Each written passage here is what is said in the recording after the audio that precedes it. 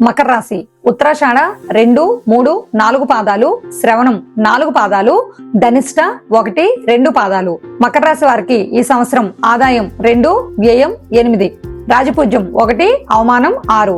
మకర రాశి వారికి ఈ సంవత్సరం అంతా యోగదాయక కాలంగానే చెప్పవచ్చు. చుట్టుపక్కల వారి నుండి సహాయ సహకారాలు అందుతాయి. అనుకున్న విషయాల్లో ముందుకు సాగుతారు. మీకు ముఖ్యమైన పనుల్లో జాప్యం ఏర్పడినప్పటికీ సంవత్సరాంతంలో మీకు ఆ కార్యక్రమాలు అనేవి నెరవేరుతాయి.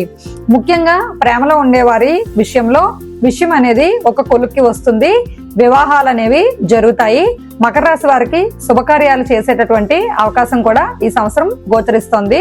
ఆర్థికంగా అభివృద్ధి అనేది ఉంటుంది. 2-3 రకాలుగా ధనాదాయం అనేది చేతికి అందుతుంది. మకర రాశిలో ఉండేటటువంటి వ్యక్తులకు అన్యోన్య దాంపత్యము, భార్యాభర్తల మధ్య అనుకూలత అనేది కూడా గోచరిస్తోంది. సంతానానికి సంబంధించి శుభ విషయాలని వినేటటువంటి అవకాశం కూడా గోచరిస్తోంది. సంతానం పరంగా అభివృద్ధి అనేది గోచరిస్తోంది. మకర రాశిలో ఉండేటటువంటి ఉద్యోగస్తులకు, వ్యాపారస్తులకు కూడా అనుకూలమైన సమయంగా గోచారం అనేది కనిపిస్తోంది. మకర రాశి ఉద్యోగస్తులకు ప్రమోషన్ తో కూడినటువంటి బదిలీలు దూర ప్రాంతాలకు జరిగేటటువంటి అవకాశం కనిపిస్తోంది. ఉద్యోగంలో వృద్ధి అనేది కనిపిస్తోంది. మకర రాశిలో ఉండేటటువంటి ప్రైవేటు ఉద్యోగస్తులకి ఉద్యోగంలో కొంతవరకు స్థిరత్వం ఏర్పడే అవకాశాలు, ఉద్యోగంలో ఉన్నతి లభించే అవకాశం కూడా గోచరిస్తోంది. నిరుద్యోగులకి ఉద్యోగం లభించే అవకాశాలు కూడా గోచరిస్తున్నాయి. మకర రాశి విద్యార్థులు జాగ్రత్తగా చదవడం వల్ల, పట్టుదలతో చదవడం వల్ల అనుకూలమైనటువంటి ఫలితాలు కనిపిస్తున్నాయి.